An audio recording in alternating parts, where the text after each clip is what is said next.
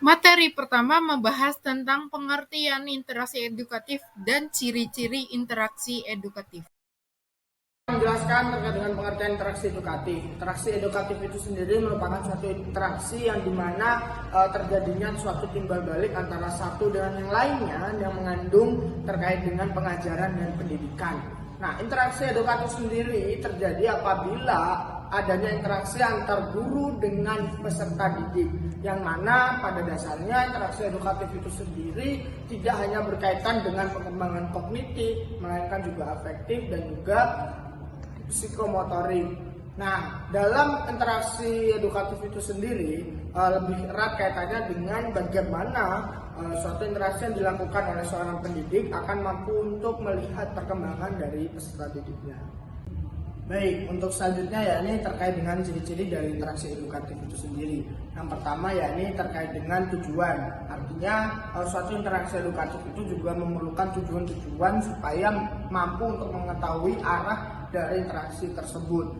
Nah, kemudian yang kedua yaitu adanya penggarapan materi. Jadi sebelum terjadinya suatu interaksi edukatif, maka seorang pendidik harus menyusun materi dengan baik. Yang tentunya ini sudah harus sesuai dengan tujuan-tujuan yang ingin dicapai untuk melihat perkembangan peserta didiknya.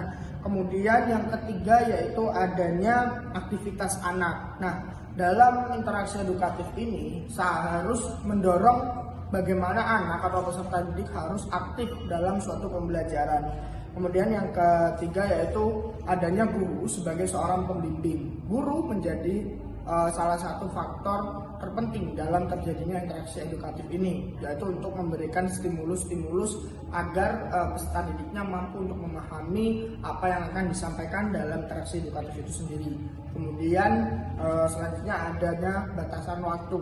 Jadi dalam interaksi edukatif itu juga haruslah sesuai dengan batasan-batasan waktu yang ditentukan dalam penyusunan RPP dan juga kurikulum.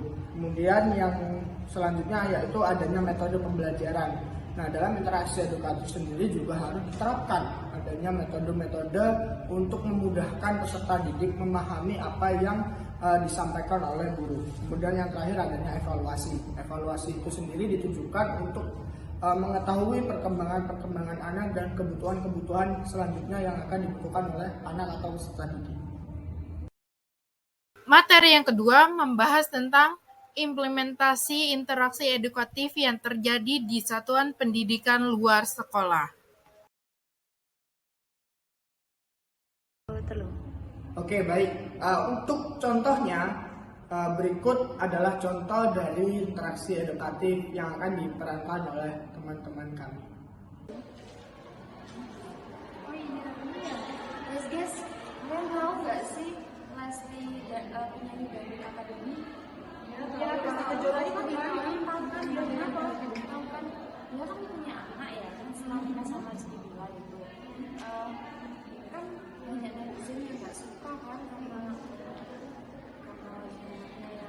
Lesti, padahal Lesti kan hanya berbagi guru kan. Kalian tahu kan Lesti pernah lihat di TikTok keluar di beranda lihat ya. Iya, aku juga lihat di Instagram.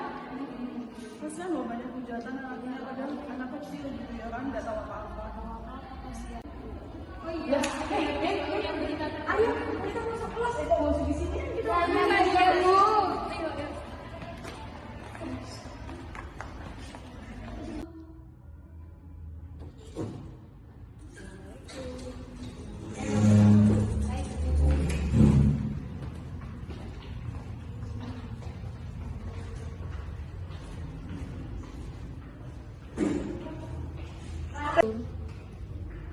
Assalamualaikum warahmatullahi wabarakatuh. Waalaikumsalam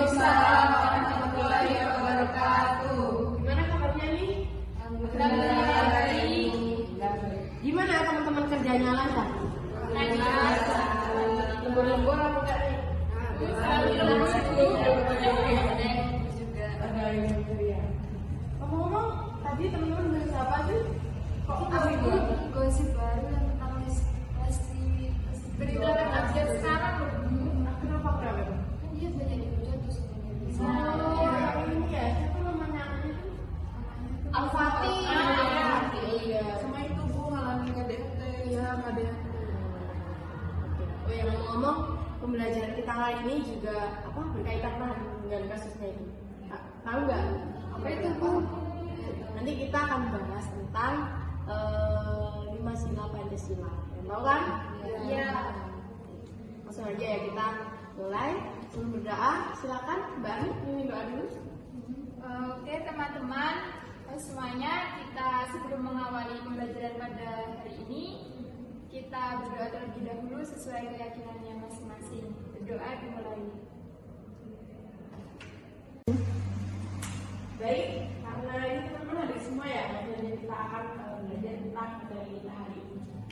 Materi kita hari ini yaitu tentang 5 sila Pancasila dan juga simbol dan juga implementasinya. Kita ambil contoh dari sila Pancasila dari Dua Jaya ya. Kalau sebenarnya nggak sebenarnya. Yang tahu kan Pancasila itu? Pancasila. Satu. Ketuhanan yang Maha Esa. Oke, simbolnya apa? Bintang. Dua. Kemanusiaan yang adil dan beradab. Simbolnya? Pantai. Yang ketiga? Persatuan Indonesia. Simbolnya? Yang keempat? Keadaan yang dipimpin oleh hikmat kebijaksanaan dalam permusyawaratan perwakilan. Yang kelima? Keadilan sosial bagi seluruh rakyat Indonesia. Yang keempat?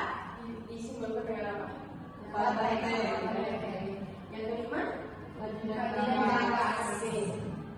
Tadi kan teman-teman sempat berbicara tentang kasus Reski, yang mana banyak netizen itu yang memiliki perilaku tidak etis. Kira-kira perilaku dari masyarakat itu tidak mencerminkan sila Pancasila yang keberapa? Dua atau tiga? Mungkin ini bisa diskusi dulu dua kelompok ya, Mbak Iza dengan Mbak Ani dan juga Mbak Ila dengan Mbak Isyafa. Silahkan diskusi dulu. Kira-kira perilaku netizen Indonesia ini tidak mencerminkan sila Pancasila yang berapa sih? Kakak. Kira-kira berapa ya? Dua atau tiga ya? Aku sih sila kedua nggak sih? Soalnya kan banyak orang yang kurang dijaga gitu, kayak nggak beradab gitu. Ya juga sih bisa jadi. Kita harus ada. Tapi kan kadang di Indonesia ya kayak gitu.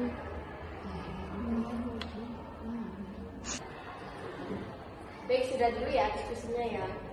Dari kelompok pertama, Mbak Iza dan Mbak Ani tidak mencerminkan perilaku yang mencerminkan sila berapa? Sila yang kedua, soalnya kayak tidak saling menghargai gitu antar sesama ras itu. Ini kan banyak orang yang netizen ngomen tentang fisik anaknya Lesti gitu-gitu. Mbak Ani sependapat ya dengan Mbak Iza ya. Selanjutnya kelompok dua, Mbak Ila dan Mbak Isyafa. Kalau dari kita sendiri sih sama kayak kelompok satu, itu yang kedua kemanusiaan yang benar, karena kita kan sesama orang Indonesia seharusnya kita saling menghargai dan menghargai apapun yang mereka yang keputusan mereka sendiri gitu. Nah, benar sekali dari kedua kelompok ini sama-sama menjawab bahwasanya netizen Indonesia itu tidak mencerminkan perilaku sila kedua, ini kemanusiaan yang adil dan beradab. Karena kita sebagai manusia harus beradab ya, kita harus beretika.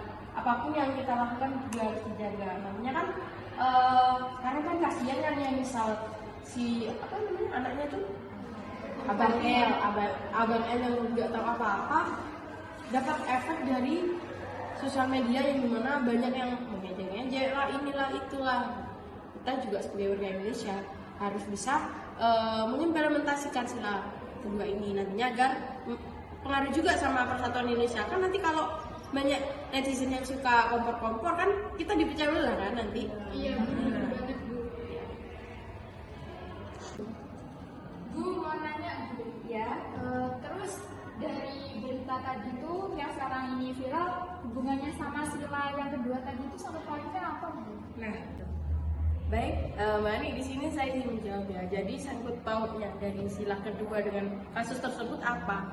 Jadi kita sebagai warga negara Indonesia, kan di sini kita Pancasila ini dijadikan sebagai acuan dalam kehidupan berbangsa dan bernegara kan. Nah, dalam sila kedua ini kita juga harus menjadi pribadi manusia, kemanusiaan yang adil dan beradab. Kita juga harus beretika. Seperti yang tadi dikatakan oleh teman-teman semua, harus saling menghargai, apapun yang dimiliki oleh orang lain harus kita hargai. Nah, seperti itu. Nah, sedangkan yang dilakukan oleh netizen Indonesia ini kan belum mencerminkan sila Pancasila kedua kan. Berarti poin-poinnya banyak atau enggak banyak ya, sebagian besar masyarakat Indonesia itu masih belum mengimplementasikan secara penuh apa sih makna dari sila Pancasila itu, gitu kan. Nah, jadi gitu ya. Oh iya, jangan lupa ya teman-teman, nanti untuk menyebutkan kelima sila ditulis ya, ditulis terserah. Terus juga menyebutkan contoh implementasi dari kelima sila itu apa. Misal, sila yang pertama kan Tuhan yang Maha Esa.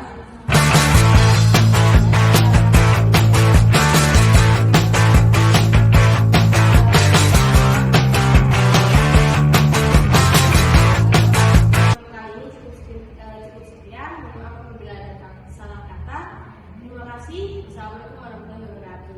Waalaikumsalam warahmatullahi wabarakatuh.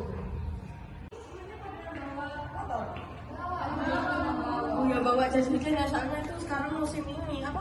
Hujan kan? Iya, Bu, belum.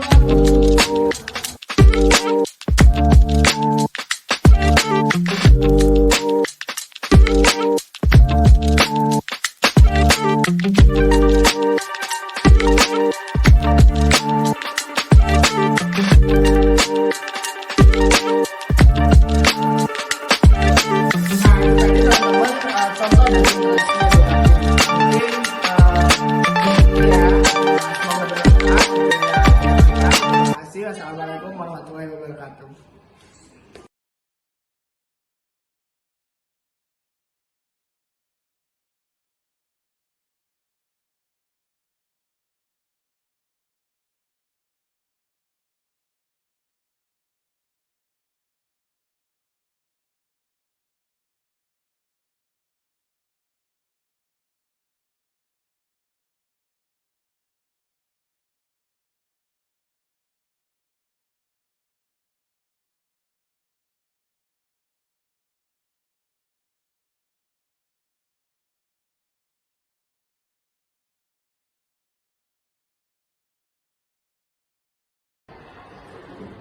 Baik, sudah dulu ya diskusinya ya.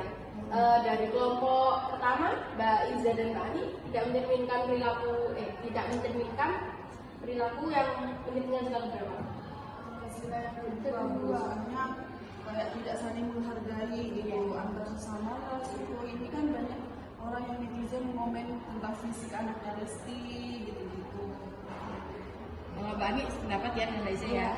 Selanjutnya kelompok dua, Mbak Mila dan Mbak Isyafa. Kalau dari kita sendiri sih sama kayak kelompok satu, itu yang kedua kemanusiaan yang benar, karena kita kan sesama orang Indonesia seharusnya kan saling menghargai dan menghargai apapun yang mereka yang keputusan mereka sendiri gitu.